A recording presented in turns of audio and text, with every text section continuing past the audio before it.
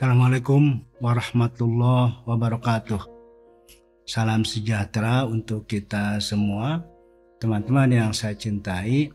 Sesi kali ini saya akan mendiskusikan tentang kesehatan jasmani adalah dasar bagi kesehatan lainnya.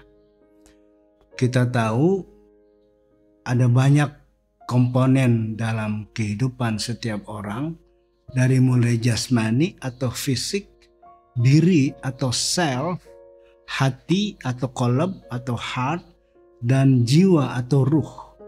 Nah, keempat komponen tadi itu dia dibangun berdasarkan adanya kesehatan jasmani atau kesehatan fisik. Karena itu menarik ketika kita berbicara soal kesehatan fisik ini. Al-Kisah menyebutkan ada seorang putra raja yang sakit dan sakitnya aneh. Putra mahkota tersebut dia meminta ke semua dokter dan tabib yang didatangkan ke istana itu agar menyembelihnya. Dia tidak mau diobati apapun karena dia merasa menjadi seekor sapi dan dia ingin agar dokter dan tabib yang datang untuk mengobatinya agar menyembelihnya. Sang raja bingung mencari dokter ke sana kemari. Akhirnya terdengar ada seorang hebat sekaligus filosof namanya Ibnu Sina. Maka raja mengutus orang kepercayaannya untuk memanggil agar Ibnu Sina datang ke istana dan mengobati putranya. Setelah datang, kata Ibnu Sina, sakitnya apa? Diceritakanlah seperti tadi. Putra mahkota mengaku seperti seekor sapi dan selalu meminta ingin disembelih. Teman-teman yang saya cintai, kata Ibnu Sina, hari ini aku gak bisa datang. Aku akan datang minggu depan.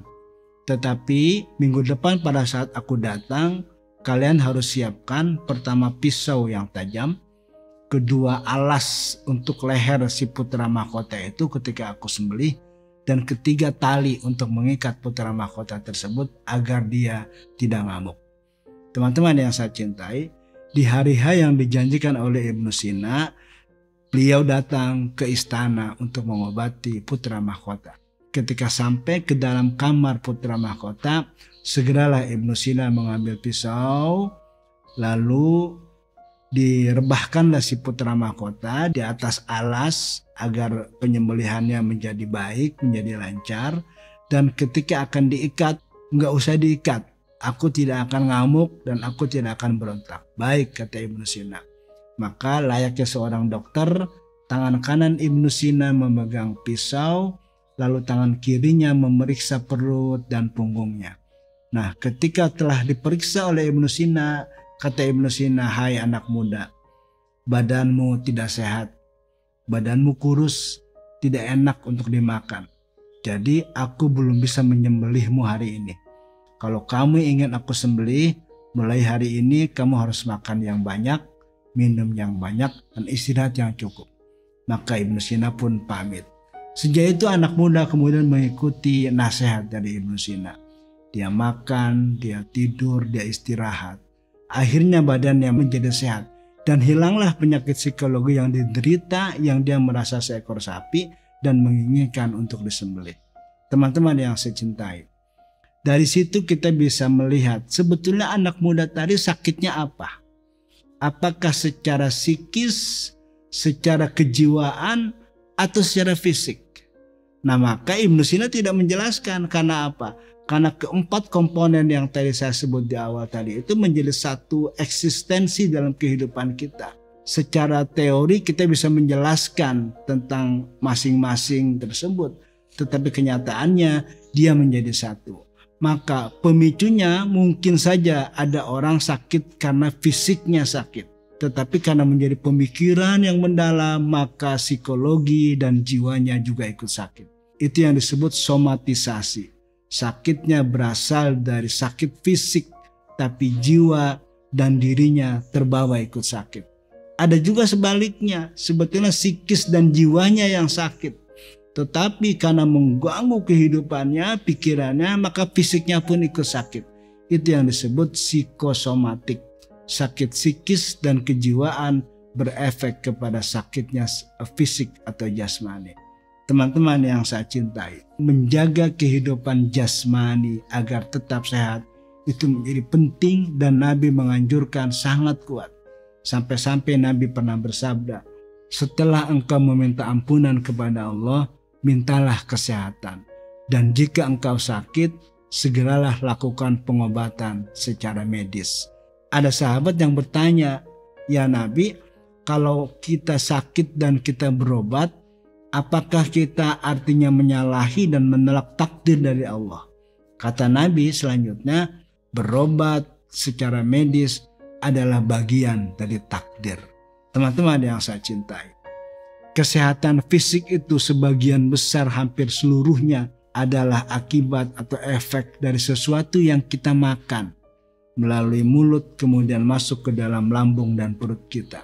Karena itu Imam Al-Ghazali pernah mengatakan, di dalam perut kita itu terbagi menjadi 3 bagian. Sepertiganya untuk makan, sepertiganya untuk minum, dan sepertiganya untuk nafas.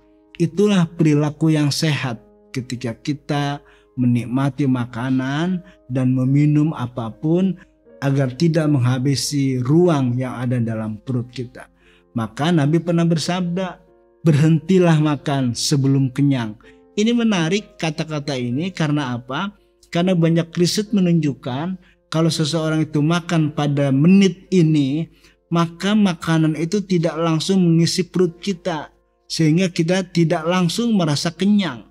Rasa kenyang itu membutuhkan perjalanan waktu mungkin sekitar antara 10 sampai 15 menit. Karena itu artinya kalau kita berhenti makan sebelum kenyang, itu artinya sebetulnya kenyang. Karena apa? Karena makanan setelah 10-15 menit itu masuk dan kita akan terasa kenyang. Itulah sebetulnya kehidupan yang sehat. Tapi kalau kita berhenti makan pada saat kita kenyang, setelah 10-15 menit kita kelebihan makanan sehingga menjadi betul-betul kekenyangan.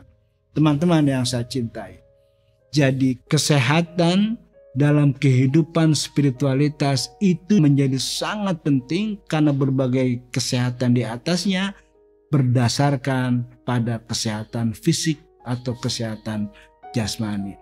Teman-teman yang saya cintai, Al-Quran sangat sederhana ketika berbicara soal kesehatan. Kulu washrobu wala tusrifu. Makan dan minumlah, tapi jangan berlebihan. Nah, maka berbagai penyakit itu muncul dari adanya makan dan minum berlebihan. Teman-teman yang saya cintai, Erich Fromm pernah melakukan riset bahwa di banyak-banyak negara maju, sebagian besar rumah sakit itu dihuni oleh orang-orang kaya. Tapi orang-orang miskin di negara terbelakang justru hampir tidak ada yang masuk, yang menempati rumah sakit karena badannya sakit. Itu artinya apa? Kata Erich Fromm, orang yang menginap di rumah sakit karena kebanyakan makan. Dari mulai kolesterol, gula darah yang tinggi, jantung, lambung, dan seterusnya, itu semua diakibatkan karena makan yang berlebihan. Yang kata Al-Quran tadi, makan dan minum tapi nggak boleh berlebihan. Teman-teman yang saya cintai, istirahat, olahraga menjadi sangat penting. Kita harus mampu mendengarkan tubuh kita. Jika tubuh kita membutuhkan istirahat, maka kita sebaiknya segera beristirahat. Dan kata Al-Quran, sebaik-baiknya istirahat adalah tidur. Waja'alna naumakum subata. Kami jadikan, kata Allah, tidurmu itu sebaik-baik istirahat. Teman-teman yang saya cintai, saya akhiri sampai di sini.